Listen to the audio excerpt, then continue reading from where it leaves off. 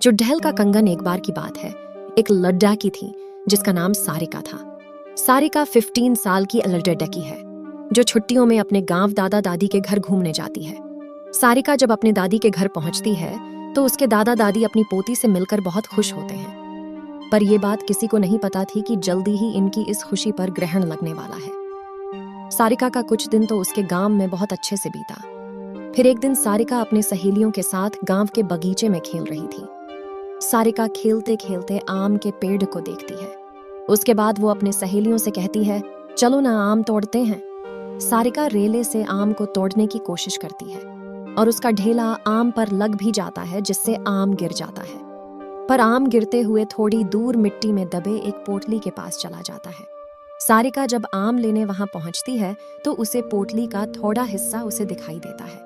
वो सोचती है कि क्या है ये सोचकर वो पोटली बाहर निकल लेती है। उस पोटली को खोल कर देखती है तो उसे उसमें कंगन मिलते हैं जो बहुत पुराने दिख रहे होते हैं। सारिका को तो पता भी नहीं था कि ये कंगन उसकी जिंदगी का सबसे भयानक हिस्सा बनने वाला है।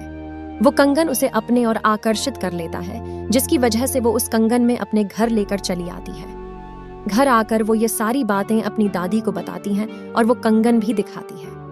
फिर दादी ने जो कहा वो सुनकर सारिका डर से कांपने लगती है। दादी कहती हैं कि वो पोटली कोई आम पोटली नहीं थी, वो एक चुड़ैल की पोटली थी।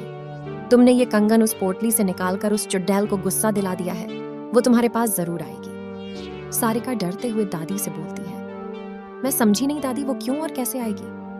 दादी ने बोला, ऐसी ही पोटली में भटकती हुई आत्माओं को कैद करके जमीन में गाड़ ढा जाता है और तुमने उस पोटली को जमीन से निकाला है और उसका कंगन भी तुम लेकर आ गई हो। तुम इस मनहूस कंगन के साथ उस चुड़ैल को भी अपने पीछे ले आई हो। ऐसी भटकती हुई गुस्सैल चुड़ैलें अपना बदला लेती हैं। वो चुड़ैल भी हमसे अपना बदला लेने जरूर आएगी। सारिका के साथ उस रात क्या हुआ, सारिका इस बात से डरती तो है पर उसे ज्यादा यकीन नहीं होता। वो जाकर अपने कमरे में सो जाती है। उसी रात को करीब 1 बजे उसके कमरे की लाइट जलने बुझने लगती है। सारिका की नींद खुलती है तो देखती है लाइट नहीं है। वो अपने बिस्तर के बगल रखे टेबल पर पानी पीने के लिए मुड़ती है। तभी वो देखती है कि टेबल के पीछे कोने में कोई औरत बैठी है जिसकी आंखें एकदम लाल हैं और एकटक उसे ही देखी जा रही हैं। सारिका चिल्लाते हुए अपने दादी के पास जाती है पर दादी के कमरे में दादी उसको नजर नहीं आती। वो बरामदे में जाती है तो दादी उसको जमीन पर गिरी मिलती है। सारिका अपने दादा को खोजने जाती है पर उसके दादा उसे कहीं नजर नहीं आते। जब वो पूरे घर में अंधेरे में खुद को अकेला पाती है तो डर के मारे बेहोश हो जाती है। सुबह उसकी नींद खुलती है तो उसे अपने दादा दादी दिखते हैं। वो अपने दादी को सारी कहानी बीते रात की बताती है। दादी बोलती हैं, हम दोनों अपने कमरे में ही थे। दादी सब समझ गई। उन्होंने बोला, ये सब उस चुड़ैल का किया है। वो कंगन उस पोटली में वापस रखना होगा वरना वो यहाँ से नहीं जाएगी। सारिका बोलती है, चलो ना दादी, अभी कंगन रखाते हैं। दादी बोलती है, नहीं, उस चुड़ैल से पीछा छुड़ाना है तो तुम्हें अकेले ही, वो भी रात में जाकर, उस कंगन को वहां रखना होगा क्योंकि वो तुम्हारे पीछे है। सारिका हिम्मत करके कहती है, ठीक है, मैं जाऊंगी। दादी ने बोला, ये सब वो चुड़ैल इतनी आसानी से नहीं करनी देगी। इसलिए दादी ने उसे रात में जाने से पहले एक मंत्रों से युक्त ताबीज उसके हाथ पर बांध देती है। क्या सारिका चुड़ैल से पीछा छुड़ा पाई? अब सारिका रात होने के बाद अकेले बगीचे की तरफ निकलती है।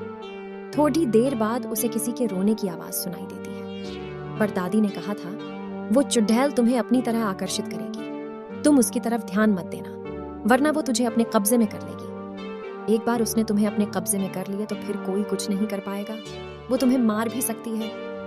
सारिका इस बात का ध्यान रखते हुए ईयरफोन लगा लेती है और गाना सुनते हुए चलने लगती है। तभी कुछ दूर जाने पर उसका मोबाइल काम करना बंद कर देता है। फिर भी वो चलती रहती है और उस पोटली के पास पहुंच जाती है। तभी उसे महसूस होता है कि पीछे कोई खड़ रहा है।